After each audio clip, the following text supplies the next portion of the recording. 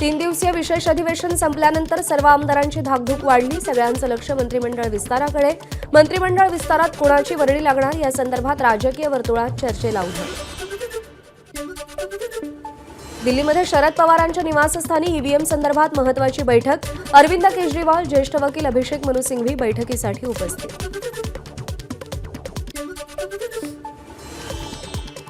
EVM विरोधात राज्यामध्ये आणि दिल्लीतही विरोधक आक्रमक.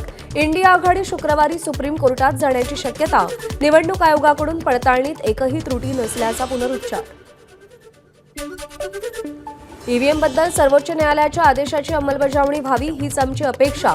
तर बैठकीमध्ये दिल्ली, हरियाणा आणि महाराष्ट्राविषयी चर्चा झाली. राहुल कलाटेंची माहिती.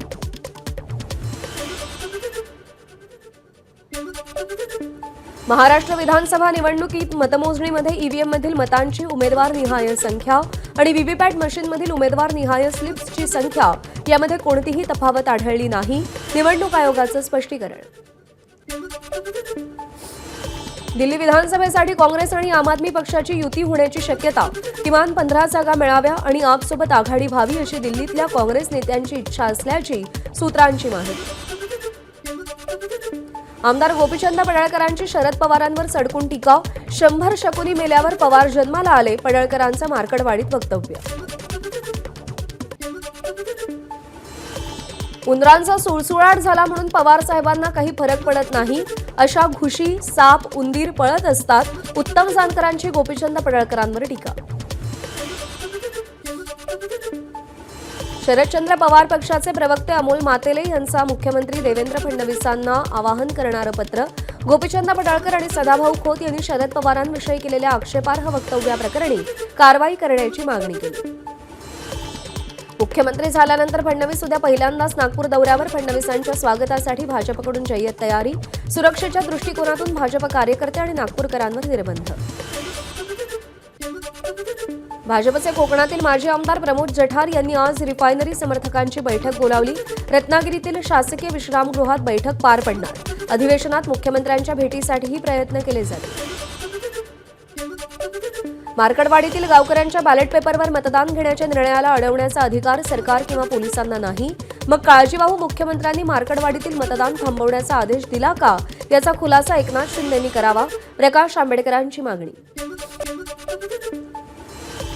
तानाजी सावंत यांना पुन्हा एकदा आरोग्यमंत्रीपद मिळावं यासाठी तुळजाभवानीची महाआरती. मतदारसंघातील 1500 लाडक्या बहिणींनी एकत्र येत महाआरती केली. निवडून आलेले राजे नाहीत तर प्रतिनिधी आहेत. देशात नोकराला काढण्याचा अधिकार जनतेला आहे आणि नोकर निघत नसेल तर हिंसाचार करण्याचा अधिकारही जनतेला कायद्यानं दिलाय. वन नेशन वन इलेक्शनवर प्रकाश आंबेडकरांची प्रतिक्रिया.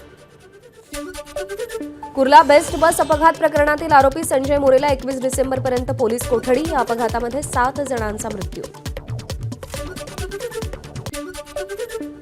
मुंबईच्या अंधेरी पश्चिम येथील ओशिवरा भागामध्ये बेस्ट बस चालकाचा वाईन शॉपवर बस थांबवून दारू घेतानाचा व्हिडिओ मनसेकडून व्हायरल. बेस्ट बस चालकांवर बेस्ट प्रशासनाचं नियंत्रण आहे का असा सवाल. कुर्ल्यातील अपघातग्रस्त बेस्ट बस चालकानं मद्यपान केलेलं नाही. बेस्टचे महाव्यवस्थापक अनिल डिग्गीकर यांच्याकडून स्पष्ट. पोलिसांच्या अहवालातही मद्यपानाचा उल्लेख नसल्याचा महाव्यवस्थापकांचा दावा. कुर्ल्यामध्ये झालेल्या बस अपघाताची चौकशी आणि तातडीनं नुकसान भरपाई देण्यासाठी बेस्ट उपक्रमाकडून समितीची स्थापना. अपघातातील मृतांच्या नातेवाईकांना 2 लाख रुपये जाहीर. बेस्ट बस अपघातामध्ये मृत्यू झालेल्यांच्या कुटुंबियांना 10 लाखांची मदत द्या. काँग्रेस आमदार अस्लम शेख यांची मागणी. तर महापालिका प्रशासन आणि बेस्ट प्रशासनावर शेख यांची टीका. कुर्ला अपघात प्रकरणात जखमी झालेल्या नागरिकांची काँग्रेसच्या शिष्टमंडळानं भेट घेतली. आमदार ज्योती गायकवाड, अमीन पटेल आणि माजी मंत्री अस्लम शेख भाभा रुग्णालयात जखमींच्या भेटीला. मस्साजोग सरपंच संतोष देशमुख हत्याप्रकरणी पीएसआय राजेश पाटील यांना निलंबित. तर पोलीस निरीक्षक प्रशांत महाजन यांचा अहवाल वरिष्ठांना पाठवणार. बीडचे जिल्हा पोलीस अधीक्षक अविनाश बारगळ यांची माहिती. बीडचा बिहार होतोय. सरपंचाची हत्या करणाऱ्या आरोपीला अटक झाली पाहिजे. बजरंग सोनावणेंची मागणी. मस्साजोग येथील सरपंचाची हत्या आणि परळीतील तरुण व्यापाऱ्याच्या अपहरणाचा तपास यंत्रणेमार्फत व्हावा. तर यासाठी मुख्यमंत्र्यांशी चर्चा करणार पंकजा मुंडेंची माहिती. बीडच्या केज शहरात कळंब रोडवर बस पेटवली. सरपंच संतोष देशमुख हत्या प्रकरणी ग्रामस्थ आक्रमक. संतोष देशमुख हत्या प्रकरणी आरोपीला अटक करावी या मागणीसाठी आंदोलक संतप्त. रास्ता रोकोही केला. मनोज जरांगेंनी संतोष देशमुख यांच्या घरी जात कुटुंबियांचं सांत्वन केलं. सरपंच देशमुख यांची हत्या झाली आहे. दरम्यान मुख्यमंत्र्यांनी लवकरात लवकर आरोपीवर कारवाई करावी अशी मागणी जरांगेंची आहे. आमदार योगेश टिळेकरांच्या मामाचं अपहरण हत्या प्रकरणी पवन शर्मा, नवनाथ गुरसाळे या 2 संशयितांना पोलिसांनी ताब्यात घेतले. भाजपचे विधान परिषदेचे आमदार प्रसाद लाड यांना जीवे मारण्याची धमकी देणाऱ्या मनीष निकोसे नावाच्या व्यक्तीची प्रसाद लाड यांना शिवीगाळ. या प्रकरणी गुन्हा दाखल. हिंगोलीमध्ये वंचितच्या उमेदवाराकडून स्वतःवर हल्ला. सहानुभूती मिळवण्यासाठी वंचितच्या दिलीप म्हस्केंचा स्वतःवर हल्ला. तर 18 नोव्हेंबरला दिलीप म्हस्केंनी गाडी फोडून बनाव केल्याचं तपासात निष्पन्न. माढा विधानसभेवर विजय मिळवल्यानंतर आमदारकीची शपथ घेऊन अभिजित पाटील रायगडावर पोहोचले. रायगडावर जाऊन छत्रपती शिवरायांचं दर्शन घेतलं. दक्षिण भारतातील प्रसिद्ध माळेगावच्या यात्रेला 29 डिसेंबरपासून सुरुवात. यात्रेनिमित्त लोहा कंधारचे नवनिर्वाचित आमदार प्रताप पाटील चिखलीकर यांनी आढावा बैठक घेतली. खंडोबाची आरतीही केली. महाराष्ट्राची कुलस्वामिनी तुळजाभवानी देवीच्या मंदिराला लवकरच पुरातन झळाळी लागणार. लवकरच भक्तांना तुळजाभवानी देवीच्या मंदिराचा मूळ प्राचीन गाभारा पाहता येणार. आमदार राणा जगजितसिंग पाटील यांची माहिती. कडाक्याच्या थंडीमुळे नाशिकमधील शाळांच्या वेळेत बदल. महानगरपालिकेच्या शाळा 7 ऐवजी 8 वाजता भरणार. तर खासगी शाळा 8 ऐवजी 9 वाजता भरणार. महापालिका शिक्षण विभागाचा निर्णय.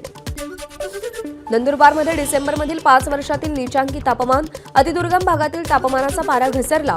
अतिदुर्गम भागातील डाब परिसरात दवबिंदूही गोठले. अवकाळी पाऊस आणि परतीच्या पावसामुळे झालेल्या नुकसानामुळे नंदुरबारमध्ये सोयाबीनच्या एकरी उत्पादनात घट. गेल्या वर्षाच्या तुलनेत सोयाबीनचे दर निम्म्यावर. शासकीय हमीभावापेक्षा कमी दरात सोयाबीनची खरेदी. शेतकरी नाराज. येत्या शनिवारपासून बारामतीच्या नीरा कृषी उत्पन्न बाजार समितीमध्ये कांदा लिलाव सुरू होणार. पुणे जिल्ह्यातील पुरंदर, बारामती तर सातारा जिल्ह्यातील फलटण, खंडाळा तालुक्यातील शेतकऱ्यांना याचा फायदा होणार. दुसऱ्याच्या शेतीवर पीक विमा काढून एका अज्ञात व्यक्तीकडून शेतकरी आणि विमा कंपनीची फसवणूक. छत्रपती संभाजीनगरच्या वैजापूर तालुक्यातील शिऊर परिसरातली घटना. महाराष्ट्रातल्या 8 जिल्ह्यात कांदा पिकाचा विमा उतरवण्यात मोठा घोटाळा. शेतकऱ्यांनी कांद्याची लागवड केलेली नसताना तसंच कमी लागवड केलेली असतानाही जास्तीचा विमा उतरवल्याचा प्रकार समोर. छत्रपती संभाजीनगरच्या शासकीय रुग्णालयातील विशाल एंटरप्राइजेस कंपनीच्या औषधांचा वापर थांबवण्यात आलाय. बोगस औषधांच्या प्रकरणानंतर औषधांच्या पुरवठा टेंडरमधूनही या कंपनीला वगळण्यात आलं. बनावट कंपन्यांकडून कोणतीही औषध खरेदी केलेली नाही. परभणी जिल्हा सामान्य रुग्णालयाच्या जिल्हा शल्यचिकित्सकांची माहिती. जिल्हा रुग्णालयातील सगळी औषधं व्यवस्थित असल्याचीही माहिती. भिवंडी महानगरपालिका मुख्यालयात उशिरा येणाऱ्या कर्मचाऱ्यांवर आयुक्तांकडून कारवाईचा बडगा. कामकाजात शिस्त आणण्याच्या उद्देशानं कायदेशीर कारवाई. जालन्यामध्ये पत्नीचे लाडकी बहीण योजनेचे 7,500 रुपये चुकून पतीच्या खात्यात आले होते. विलास भुतेकर यांनी हे पैसे शासनाला परत केले. छत्रपती संभाजीनगरमधील देवगाव रंगारीच्या शुभम मढीकरला एमपीएससीच्या परीक्षेत यश. हायर स्टेनोग्राफर, लोअर स्टेनोग्राफर आणि स्टेनोटायपिस्ट या 3ही पदावरती राज्यात शुभमची अनुक्रमे 2ऱ्या, 3ऱ्या आणि प्रथम क्रमांकावर निवड. अलिबागमधील चोंडी गावाजवळ एक भरधाव बीएमडब्ल्यू कार गॅरेजमध्ये शिरली. गॅरेजमध्ये काम करणाऱ्या मेकॅनिकसह 2 ग्राहकांना धडक. अपघातामध्ये 3 जण गंभीर जखमी. कार चालक संदीप गायकवाडवर गुन्हा दाखल. इंदापूर तालुक्यातील डाळजमध्ये 10 ते 12 वाहनांचा अपघात. ट्रकच्या धडकेत 10 ते 12 वाहनं एकमेकांवर आदळली. ट्रक चालकाचं वाहनावरचं नियंत्रण सुटल्यानं अपघात झाल्याची माहिती. यवतमाळच्या आर्णी रोडवरती कृषीनगरजवळ एका भरधाव कारनं भाजी विक्रेते आणि दुचाकी स्वारांना उडवलं. या अपघातामध्ये 3 जण गंभीर जखमी. पुण्याहून मुंबईकडे येणाऱ्या एका मालवाहू ट्रकला भीषण आग. आगीमुळे पुणे मुंबई द्रुतगती मार्गावरची वाहतूक विस्कळीत झाली होती. छत्रपती संभाजीनगर रोडवरील टोल नाक्याजवळ गोळीबार. कारमधून आलेल्या अज्ञात आरोपीकडून ट्रक चालकावर गोळीबार. ट्रक चालक जखमी. दक्षिण मुंबईतील खेतवाडीच्या पठ्ठे बापूराव मार्गावरील डायमंड हॉटेलला आग. अग्निशमन दलाकडून आगीवर नियंत्रण. भारताच्या हद्दीमध्ये बेकायदेशीररित्या मासे पकडण्यासाठी आलेल्या 2 बांगलादेशी मच्छीमार नौका ताब्यात. 78 मच्छीमारांना भारतीय तटरक्षक दलानं अटक केली. बंगळुरूमध्ये पत्नीच्या जाचाला कंटाळून अभियंता पतीची गळफास घेऊन आत्महत्या. सुसाईड नोटमध्ये पत्नीवरती गंभीर आरोप केले. देशातील 18,74,00,000 शेतकरी कर्जबाजारी शेतकऱ्यांच्या यादीत तमिळनाडू अव्वल तर उत्तर प्रदेश आणि कर्नाटक दुसऱ्या आणि तिसऱ्या स्थानी. आयसीआयसीआय बँकेच्या माजी मुख्य कार्यकारी अधिकारी चंदा कोच्चर आणि त्यांचे पती दीपक कोच्चर यांनी दाखल केलेल्या याचिकेवर आज हायकोर्टात सुनावणी. 2019 मध्ये आयसीआयसीआय बँकेनं व्हिडिओकॉनला दिलेल्या कर्जासंदर्भात कोच्चर दाम्पत्याला अटक करण्यात आली होती. मेहुल चोक्सीशी संबंधित 2,565 कोटींच्या मालमत्तेचा लिलाव होणार.